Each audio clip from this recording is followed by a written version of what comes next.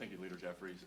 The president said he didn't notify Congress of the Venezuela operation because Congress might leak it. What's your response to that? Yeah, that is an outrageous assertion because Donald Trump and the administration, and this is going to come up at the briefing that we're getting ready to have, because Secretary of State seemed to suggest that as well yesterday on Meet the Press. If you have a responsibility to notify Congress, or at least a subset of congressional leaders, that's there for a reason. It's because Congress, particularly the House, is the institution closest to the American people. And in the context of the United States Constitution, it's the Congress that has the sole power to declare war. So the Constitution isn't a matter of inconvenience. It is a requirement. George Washington, in his farewell address to the nation, made clear that the Constitution is sacredly obligatory upon all. That's what George Washington said. That means everybody. There is no Trump exception to the United States Constitution. And there's no evidence that the Trump administration has ever presented of congressional leaders being briefed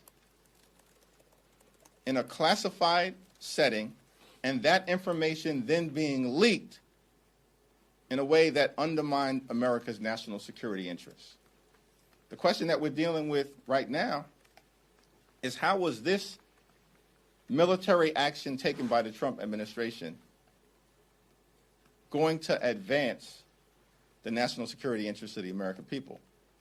We still don't have any answers as it relates to what should be a fundamental guiding principle whenever this type of extraordinary military action is taken.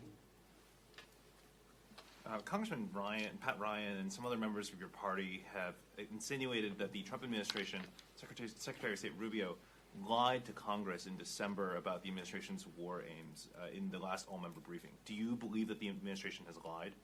The administration certainly is going to have to try to reconcile its prior statements that were both publicly made and made directly to Congress that regime change was not an aim of this administration. That's what they said. Regime change was not what was behind the military strikes that have been taking place off the coast of Venezuela for the last several months. While at the same period of time, over the last several months, they were planning this extensive military operation.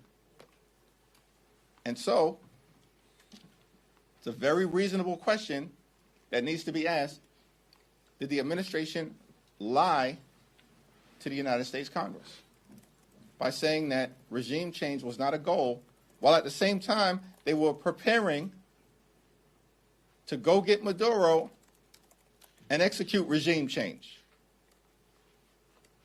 And that certainly is going to be what the Congress is going to confront, at least on the Democratic side, the administration about 30 minutes from now in that classified briefing for congressional leaders, and later on this week when they come before the entire Congress.